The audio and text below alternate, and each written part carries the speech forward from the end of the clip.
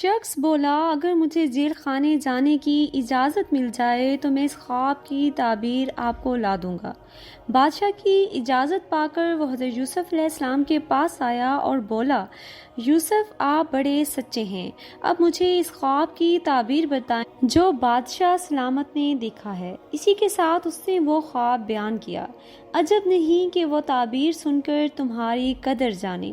حضرت یوسف علیہ السلام نے کہا، تم لوگ 7 سال تک متواتر کھیتی کرتے رہو اور جو غلہ کاٹو تھوڑے سے کے علاوہ جس کو تم کھانے کی غرض سے استعمال کرو اس کو خوشوں ہی میں رہنے دو۔ اس کے بعد 7 سال نہایت قحط کے آئیں گے اور اس بچے ہوئے غلے کو کھا جائیں گے جو تم نے اپنے لیے رکھ چھوڑے تھے۔ پھر اس کے بعد ایسا سال آئے گا کہ خوب بارش برسے گی اور لوگ اس میں رس نچوڑیں گے۔ حضرت یوسف علیہ السلام نے صرف خواب کی تعبیر نہیں بتائی تھی بلکہ اناج کو محفوظ کرنے کا طریقہ بھی بتا دیا تھا۔ جب اس شخص نے واپس دربار میں جا کر بادشاہ کو بتایا تو بادشاہ بہت حیران ہوا اور حکم دیا کہ اس تعبیر بتانے والے کو میرے سامنے حاضر کیا جائے۔ جب وہ قاصد حضرت یوسف علیہ السلام کو قید خانے لینے گیا تو حضرت یوسف علیہ السلام کو اپنی بے گناہی ثابت کیے بغیر دربار میں آنا مناسب نہ لگا۔ انہوں نے قاصد کو کہا کہ پہلے بادشاہ سلامت سے ان عورتوں کے واقعے کے بارے میں معلومات اکٹھی کرنے کا کہو جنہوں نے اپنے ہاتھ کاٹ لیے تھے۔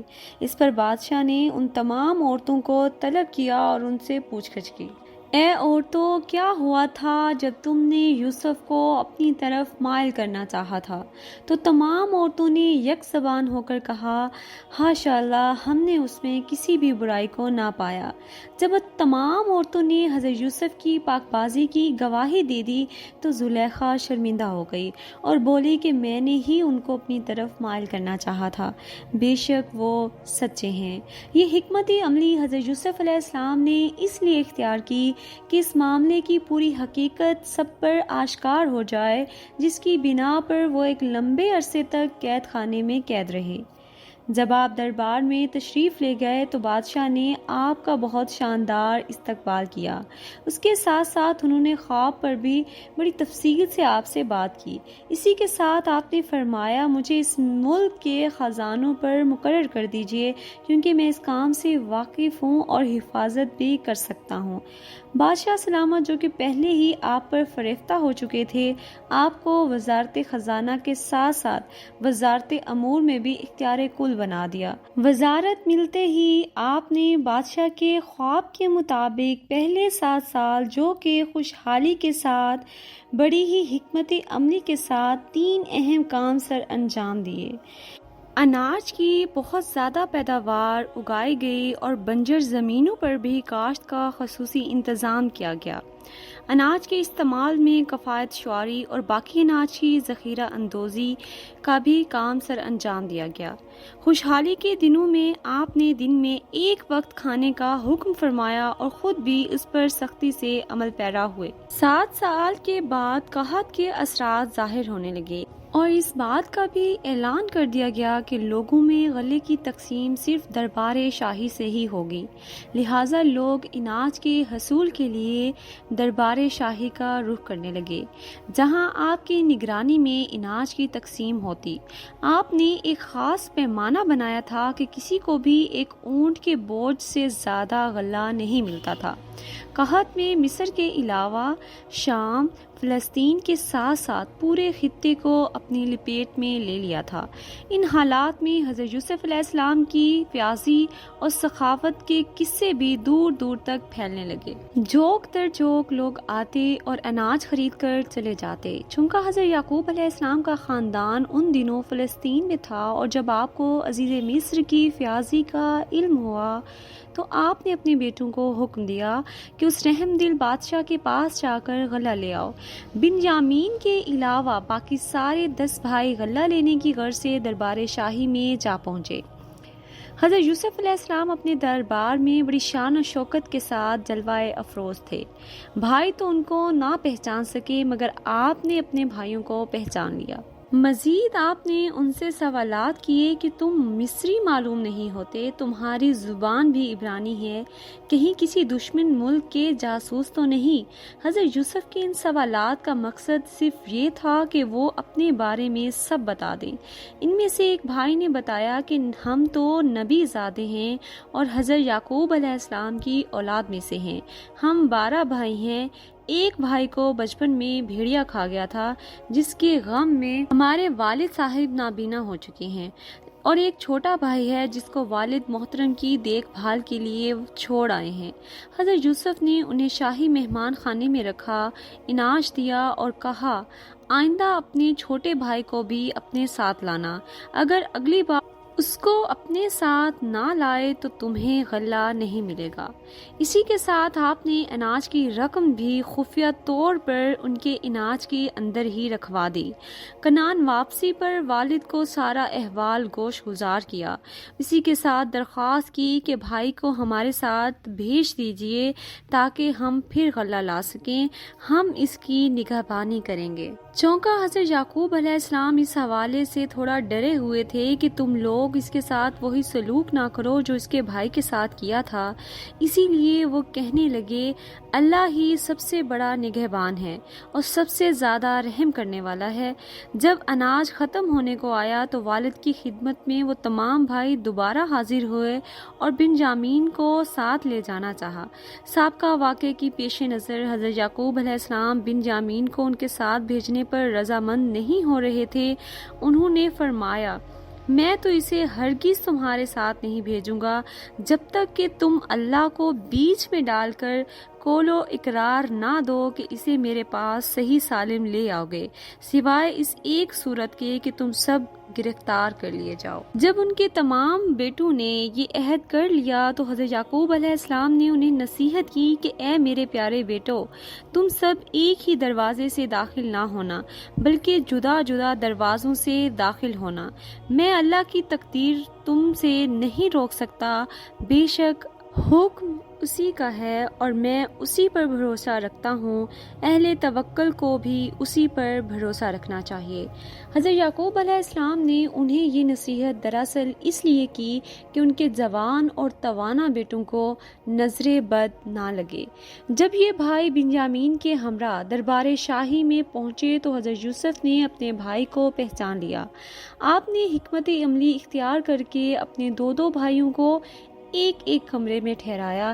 اس طرح بنجامین اکیلے ٹھہرے تو ان کو خلوت میں بتایا کہ وہ ان کے حقیقی یوسف علیہ السلام ہیں۔ صبح تمام بھائیوں کا اناج ان کے اونٹوں پر لدوا دیا گیا اور وہ خوشی خوشی روانہ ہو گئے۔ قرآن پاک میں اس طرح بیان ہے، پھر جب ان کو ان کا سامان ٹھیک کر دیا تو اپنے بھائی کے سامان میں پانی پینے کا پیالہ رکھ دیا۔ پھر ایک ندا دینے والے نے پکار کر کہا اے قافلے والو، تم لوگ تو چور ہو۔ وہ ان کی طرف متوجہ ہو کر کہنے لگے تمہاری کیا چیز چوری ہوئی ہے؟ تو وہ شخص بولا بادشاہ کا پیالہ کھو گیا ہے، جو اس کو لے کر آئے اس کو ایک بوجھ اونٹ کا غلہ انعام میں ملے گا اور میں اس کا ضامن ہوں۔ وہ کہنے لگے اللہ کی قسم تم کو معلوم ہے کہ ہم اس ملک میں اس لیے نہیں آئے کہ خرابی کریں اور نہ ہی ہم چور ہیں۔ اس شخص نے کہا کہ اگر تمہارے سامان میں وہ پیالہ مل گیا تو پھر اس کی سزا بھلا کیا ہوگی؟ تو بھائی کہنے لگے کہ حضرت یعقوب کی شریعت میں اس کی سزا یہی ہے کہ چور کو اس شخص کے سپرد کر دیا جاتا ہے۔ یوں پھر ان تمام بھائیوں کو سامان سمیت حضرت یوسف کی خدمت میں پیش کیا گیا۔ تمام بھائیوں کے سامان کی تلاشی لی گئی۔ جب آخر میں بنجامین کے سامان کی تلاشی ہوئی تو پیالہ ان کے سامان سے برآمد ہو گیا۔ جرم ثابت ہونے پر بنجامین کو جانے کی اجازت نہیں ملی۔ یہ صورتحال بھائیوں کے لیے نہایت ہی حیران کن اور پریشان کن تھی۔ وہ بولے کہ اگر اس نے چوری کی ہے تو کوئی تعجب کی بات نہیں، اس اس کا بھائی بھی پہلے چوری کر چکا ہے۔ اس بات کا پس پردہ یہ ہے کہ بچپن میں حضرت یوسف علیہ السلام کی پرورش ان کی پھپھو کیا کرتی تھی۔ ان کو اپنے بھتیجے سے بہت لگاؤ تھا۔ جب آپ ذرا بڑے ہوئے تو حضرت یعقوب نے آپ کو واپس لینا چاہا تو آپ کی پھپھو انہیں اپنے پاس ہی رکھنا چاہتی تھی۔ اسی غرض سے انہوں نے ایک پٹکا ان کے کپڑوں کے اندر باندھ کر مشہور کر دیا کہ پٹکا گم ہو گیا ہے۔ جب سب کی تلاشی لے گئی تو وہ ان کی کمر سے بندھا نکلا، لہٰذا حضرت یعقوب علیہ السلام کی شریعت کے قانون کے مطابق ان کو پھپھو کے پاس ہی رہنا پڑا، یہاں تک کہ ان کی پھپھو نے وفات پائی تو آپ علیہ السلام واپس اپنے والد کے پاس آ گئے۔ بھائی بہت فکر مند تھے کہ وہ اپنے والد کو کیا جواب دیں گے۔ انہوں نے حضرت یوسف علیہ السلام سے درخواست کی کہ بنجامین ہمارا چہیتا چھوٹا بھائی ہے، ہمارے والد بہت بوڑھے ہیں، اس کی جگہ آپ ہم میں سے کسی کو اپنے پاس روک لیں۔ حضرت یوسف علیہ السلام نے کہا، بھلا یہ کیسے ممکن ہے؟ جس کے سامان سے وہ پیالہ برآمد ہوا ہے وہی سزا کا مستحق ہے۔ بھائی بہت مایوس ہوئے، آپس میں بیٹھ کر مشورہ کرنے لگے کہ اب بھلا کیا کیا جائے۔ تو سب سے بڑا بھائی بولا، تمہیں یاد نہیں کہ ہم نے والد سے بنجامین کے متعلق کیا عہد کیا تھا؟ ہم سب یوسف کے معاملے میں بھی اس سے پہلے کوتاہی کر چکے ہیں، تو جب تک ہمارے والد مجھے حکم نہ دیں میں تو یہاں سے نہیں ہلوں گا۔ یوں باقی 9 بھائی مصر کی جانب روانہ ہوئے۔ کنعان پہنچ کر والد کو پوری بات بتلائی، ساتھ ہی اپنی صفائی کے لیے گویا ہوئے، اگر آپ کو ہماری باتوں کا یقین نہیں تو آپ اس بستی کے لوگوں سے دریافت کر سکتے ہیں۔ یہ سب سن کر حضرت یعقوب علیہ السلام نے فرمایا، میں تو اپنی پریشانی، رنج و غم کی فریاد اپنے رب ہی سے کر رہا ہوں۔ مجھے میرے رب کی طرف سے وہ باتیں معلوم ہیں جو تم نہیں جانتے۔ میرے بیٹو، تم لوگ واپس جاؤ اور یوسف اور اس کے بھائی ہر ممکن ڈھونڈنے کی کوشش کرو، اللہ کی رحمت سے مایوس نہ ہونا، بے شک اللہ کی رحمت سے نا امید وہی ہوتے ہیں جو کافر ہیں۔ یوں اپنے والد کے حکم پر یہ سب بھائی عزیز مصر کے دربار میں گئے، بہت ہی عاجزانہ طریقے سے بھائی کی رہائی کی درخواست کی۔ اسی کے ساتھ اپنے والد کی بزرگی، بڑھاپے اور ان کی ایک اور بیٹے سے جدائی کے صدمے کا بھی ذکر کیا۔ اپنے والد کا ذکر سن کر ان کا دل بھر آیا اور آنکھیں نم ہو گئیں۔ مورخین لکھتے ہیں کہ حضرت یعقوب علیہ السلام نے عزیز مصر کے نام ایک خط بھی لکھ دیا تھا۔ جب آپ نے وہ خط پڑھا تو بے اختیار رونے لگے اور اپنے راز کو بھی ظاہر کر دیا۔ تعارف کے طور پر اپنے بھائیوں سے سوال کیا کہ تم کو کچھ یاد ہے کہ تم نے یوسف اور اس کے بھائی کے ساتھ کیا برتاؤ کیا کرتے تھے؟ بھائیوں نے جب عزیز مصر کے منہ سے یوسف کا نام سنا تو ششد رہ گئے اور گھبرا کر بولے، کیا تم یوسف تو نہیں؟ تو حضرت یوسف علیہ السلام نے جواب دیا، ہاں میں ہی یوسف ہوں اور یہ میرا چھوٹا بھائی ہے۔ اللہ نے ہم پر اپنا فضل کیا۔ جو شخص اللہ سے ڈرتا ہے اور صبر کرتا ہے تو اللہ نیکی کاروں کا اجر ضائع نہیں کرتا۔ بھائیوں نے جب حضرت یوسف علیہ السلام کی یہ شان دیکھی تو اپنی غلطیوں اور کوتاہیوں کا اعتراف کر لیا۔ آپ نے بھی درگزر سے کام لیتے ہوئے اپنے بھائیوں کو معاف کر دیا۔ آپ نے اپنے بھائیوں کو بہت سا انعام دیتے ہوئے کہا، میرا یہ کرتا بھی اپنے ساتھ لے جاؤ اور اس کو والد محترم کی چہرہ مبارک پر ڈال دینا، ان کی بینائی واپس آ جائے گی۔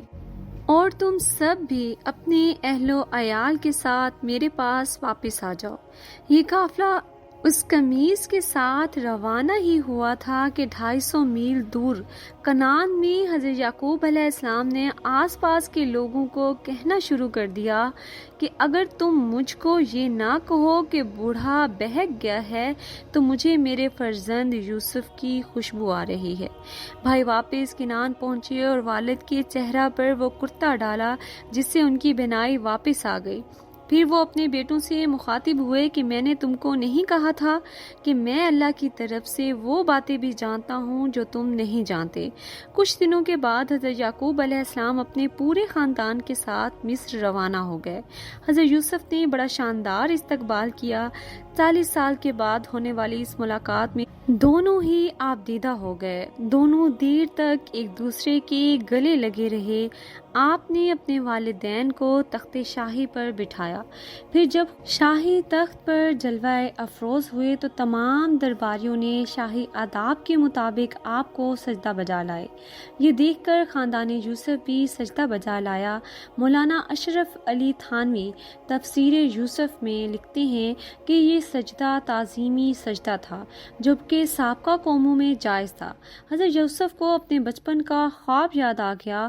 انہوں نے کہا، اے ابا جان، یہ میرے اس خواب کی تعبیر ہے جو میں نے بچپن میں دیکھا تھا، جس کو میرے رب نے سچ کر دکھایا۔